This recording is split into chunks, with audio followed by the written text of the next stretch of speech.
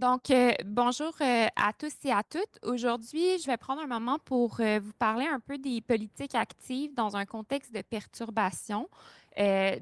Essentiellement, je vais vous présenter le contexte actuel des changements. Il y a trois changements qui m'intéressent dans le cadre de ma thèse. Moi, c'est les changements climatiques, technologiques et démographiques. Vous me direz qu'il reste plus beaucoup de changements après ceux-là, mais c'est l'interaction entre ces trois changements-là en particulier qui m'intéresse. Puis, dans un deuxième temps, je vais vous présenter ou je vais regarder avec vous un peu plus l'étude des outils politiques, puis qu'est-ce qu'on peut faire finalement pour avoir des politiques, puis un choix de politique qui va être plus efficace pour notamment lutter contre le chômage. Je l'ai mentionné, le marché du travail est en transformation, puis au niveau des changements qu'on vit actuellement, que ce soit les changements climatiques, technologiques et démographiques, les changements qui vont avoir lieu sur le marché du travail peuvent à la fois affecter l'offre et la demande, là, si vous vous souvenez des cours d'économie. Donc, au niveau des types d'emplois disponibles, mais on voit qu'il y a des transformations d'emplois. Il peut y avoir de la création et de la destruction d'emplois, là, ce qui est beaucoup ce qu'on va entendre avec les changements technologiques et climatiques, mais il va aussi avoir plusieurs déplacements qui vont se faire sur le marché qui ne vont pas nécessairement nécessiter de faire une formation complète ou d'aller acquérir un niveau de compétence qui va se faire via des politiques de développement de compétences. C'est possible qu'il y ait des gens qu'on va pouvoir déplacer d'un secteur à l'autre, puis que la simple formation sur le champ là, ou formation en organisation va être suffisante pour leur permettre d'évoluer dans ce nouveau milieu de travail. Puis ensuite de ça, ben, c'est certain que les changements à la fois climatiques et technologiques vont aussi avoir une influence sur certaines demandes pour des produits, puis par la dérive, ça va faire en sorte que il y a certains emplois qui vont être plus en demande. Donc, on peut penser, par exemple, au développement des technologies vertes, mais c'est l'interaction entre ces deux changements-là qui font qu'il y a de plus en plus de postes qui peuvent être intéressants et disponibles dans ces secteurs-là. Du côté des changements démographiques, ce qu'on va surtout voir, c'est une modification au niveau de la composition de la main-d'œuvre. Puis ça peut être à la fois par un changement démographique qui serait causé par une augmentation de l'immigration, mais ça peut aussi être par une différente composition qui est liée au vieillissement de la population. Donc, on voit de plus en plus les États vont peut-être mettre en place des solutions pour attirer et retenir les travailleurs de 55 ans et plus, mais c'est lié à ce vieillissement de la population. Et donc, en ayant à la fois un mouvement au niveau de qui compose notre main-d'œuvre, puis un mouvement au niveau des types d'emplois disponibles, bien, ça vient bousculer notre marché du travail et on a des gens qui vont peut-être, dans ces situations-là, se retrouver dans une situation de chômage, malgré le fait qu'on ait des pénuries là, annoncées dans différents secteurs. Qu'est-ce que l'État fait dans ce temps-là? Bien, il peut mettre en place des politiques. Là, c'est certain que quand on parle de chômage, la première chose à laquelle on pense, c'est l'assurance-emploi, là, mais l'État met aussi en place des politiques actives pour permettre aux individus de pouvoir retourner finalement sur le marché. Puis moi, c'est cette partie-là qui m'intéresse essentiellement, puis c'est de comprendre l'intervention de l'État. Au niveau canadien, les politiques actives, donc les politiques qu'on va venir mettre en place pour aider les gens à se replacer, vont souvent découler de la partie 2 de la loi sur l'assurance-emploi, qui va vraiment toucher tout ce qu'on peut mettre en place comme dispositif pour aider les gens à se replacer. Je vous ai mis en gras, là, mais essentiellement, on va retrouver des programmes de formation, on va retrouver des modalités comme les services d'aide à l'emploi. On peut retrouver aussi du soutien au développement d'emplois, donc toute subvention salariale ou création d'emplois là, peut venir de là. Puis, le dernier morceau, ben, c'est tout ce qui va pouvoir permettre d'avoir un marché un peu plus efficient. Donc là, si vous avez, par exemple, des équipes de recherche qui s'intéressent à comment est-ce qu'on peut rendre plus efficace le marché, bien, ça peut tomber dans la portion D. Donc, la loi vient déterminer qu'est-ce qu'on peut faire en termes de dépenses pour les politiques actives. Puis c'est intéressant parce que l'ensemble des provinces vont être assujetties à cette loi-là. Et donc, on peut se poser la question, dans ce cas-là, est-ce qu'il se passe la même chose dans chacune des provinces? Puis, sur cet aspect-là, je pense que ce qui est intéressant d'aller voir, c'est d'utiliser une approche des sciences de la conception politique. Donc, je ne sais pas, j'ai aucune idée c'est quoi votre bagage, mais en relation industrielle, quand on parle de politique, on va souvent se concentrer sur les systèmes, on va souvent se concentrer, par exemple, dans l'institutionnalisme, sur qu'est-ce qui va pousser à prendre telle décision, mais on étudie peut-être un peu moins la politique en soi, puis comment est-ce qu'elle est composée. Puis, sur cet aspect-là, l'approche des sciences de la conception politique est intéressante parce qu'elle part d'une présupposition qu'il y a il y a un choix qui va être plus efficace que les autres choix. Puis, ce choix politique-là va dépendre de différents aspects. Donc, vous allez avoir l'outil choisi ou retenu, donc le type de politique. Ensuite, vous allez avoir les ressources dont vous disposez pour pouvoir mettre en place votre politique. Votre politique, elle va dépendre essentiellement de deux mécanismes. Donc, soit vous cherchez à changer le comportement des individus ou vous pouvez chercher à changer les politiques à travers une rétroaction. Je ne passerai pas beaucoup de temps là-dessus. Fait que si jamais vous avez des questions sur la rétroaction, on pourra peut-être se parler par après. Puis donc, essentiellement, ce qu'on veut voir, c'est un changement au niveau du comportement des individus. Puis ce changement-là va nous amener des résultats. Puis ce modèle-là, finalement, après, on fait une boucle, donc on revient toujours à pouvoir à changer les aspects.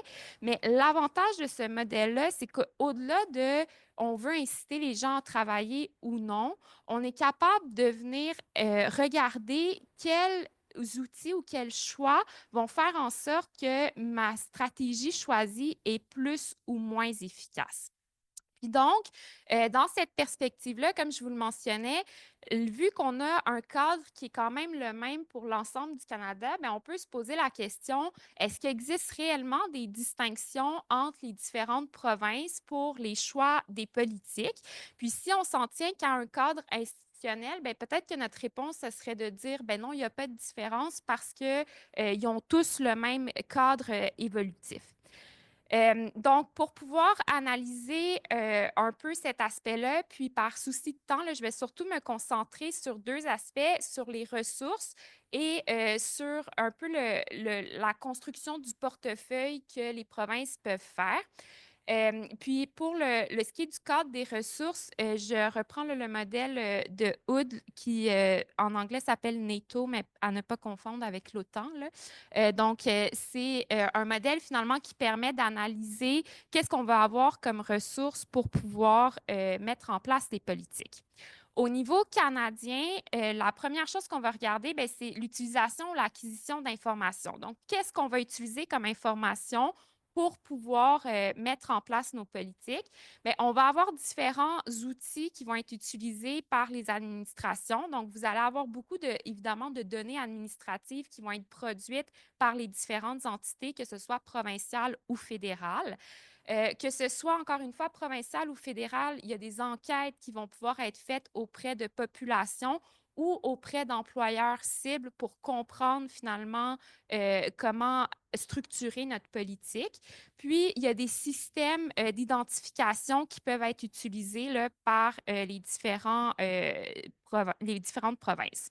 Dans un deuxième temps, qu'est-ce qui nous donne la capacité d'agir? Donc, l'autorité, souvent, va être associée au pouvoir officiel puis à l'utilisation des lois. Puis, dans ce cas-ci, on a comme trois morceaux importants à regarder. Il y a, comme je mentionnais, la loi sur l'assurance-emploi. Puis après, chaque province canadienne va signer une entente de développement du marché du travail puis une entente de développement de la main-d'œuvre avec le gouvernement canadien.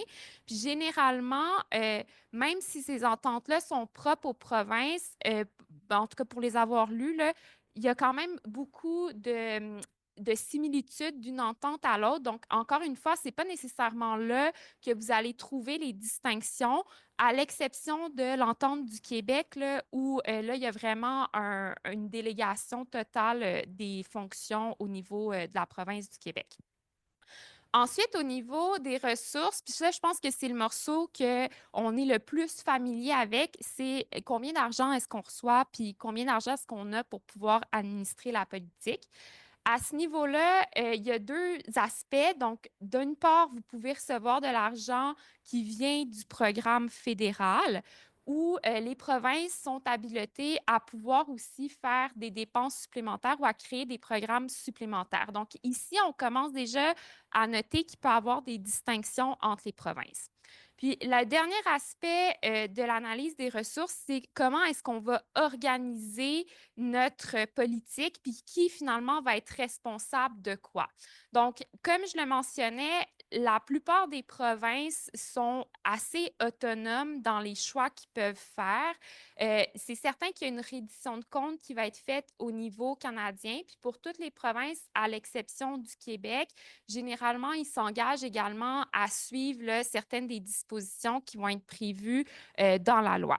Ensuite, il y a certains des aspects qui peuvent aussi être mutualisés. Donc, encore une fois, dans la plupart des autres provinces, on peut avoir recours au guichet d'emploi qui est géré par le fédéral, mais qui va comprendre des offres d'emploi au niveau provincial, donc qui veut finalement alimenter le marché du travail local. Donc, ça, c'est pour, si on veut, les ressources qui sont quand même similaires d'une province à l'autre. Maintenant, quand on vient regarder les politiques, ce qui est intéressant, c'est de voir quels sont nos objectifs, puis quels instruments politiques est-ce qu'on vient mettre en place pour atteindre nos objectifs. Puis au niveau des politiques actives du marché du travail, bien, c'est certain qu'il y a une grosse portion qui va être dédiée à l'adéquation des compétences sur le marché. Donc là, dans ce cas-ci, vous allez retrouver différents instruments que les provinces peuvent choisir. Il y en a certains qui utilisent tous les mécanismes que je vous présente là, ou tous les instruments qui sont là. Il y en a d'autres qui font des choix par rapport à leur instrument qu'ils vont choisir pour l'adéquation des compétences. Dans un deuxième temps, vous allez avoir toutes les politiques qui vont chercher à améliorer l'efficacité du marché. Puis essentiellement, c'est vraiment de favoriser des bons arrimages entre les employeurs et les salariés ou les chômeurs dans ce cas-ci. Là, encore une fois, vous allez avoir des provinces qui vont choisir d'investir, par exemple, dans les trois dispositions, ou il y en a certaines qui peuvent laisser de côté une des trois dispositions. Après, je vous l'ai mentionné dans la loi, il y a cette question-là de recherche. Donc, les provinces vont souvent, comme instrument politique, mais dédier une portion de leurs ressources pour de la recherche et de l'innovation. Donc là, pour ceux et celles d'entre vous qui sont académiques, bien, il y a de l'argent qui est disponible des fois pour faire des travaux là, avec les provinces. Ensuite de ça, un aspect qui est de plus en plus vu, là, c'est tout ce qui va toucher l'inclusion des différents groupes. Donc, les premiers groupes que vous voyez jusqu'à femmes, ce sont les groupes qui sont prévus au niveau de la loi. Mais en faisant l'analyse, on constate de plus en plus qu'il y a des provinces qui vont aussi cibler les nouveaux arrivants et ou les travailleurs de 55 ans et plus. Donc, il y a des groupes qui vont être identifiés parce qu'ils sont sous-représentés pour être finalement ciblés par certaines politiques. Finalement, les deux derniers aspects, je vais y aller très rapidement, mais essentiellement, il y a une obligation au niveau fédéral de mobiliser les partenaires. Donc, le comment va dépendre de chaque province. La province qui a le comment le plus formel, c'est le Québec parce que c'est la CPMT qui gère cette portion-là. Mais autrement, il y a certaines provinces, vous voyez dans leur reddition de compte qui est marqué tout simplement nous avons tenu des rencontres informelles avec tel ou tel acteur. Donc, il y a vraiment une variabilité là, au niveau de la mobilisation des partenaires. Puis, en terminant, bien, au niveau des résultats, il y a des obligations de résultats. Donc, nécessairement, les provinces vont produire des résultats à ce niveau-là. Là, je vais passer rapidement dessus, mais c'est juste pour vous donner un peu une idée de les provinces en tant que telles, ce que je vous ai présenté, qu'est-ce qu'ils utilisent. Là, vous avez les 5 provinces plus à l'ouest, puis ici, vous avez les 5 provinces plus à l'est. Fait que vous voyez qu'il y a quand même des différences au niveau de la diversité des portefeuilles entre les provinces, mais cette diversité-là, elle ne permet pas de rendre compte, par exemple, de comment est-ce que l'argent est réparti dans les différents programmes. Puis vous voyez ici que pour l'année 2022-2023, mais les provinces font des choix qui sont distincts par rapport à combien d'argent dans l'argent qui est donné par le fédéral ils vont mettre sur chacune des différents instruments politiques qu'ils ont à leur disposition. Donc, en terminant, pourquoi est-ce que c'est intéressant ou important de faire ça?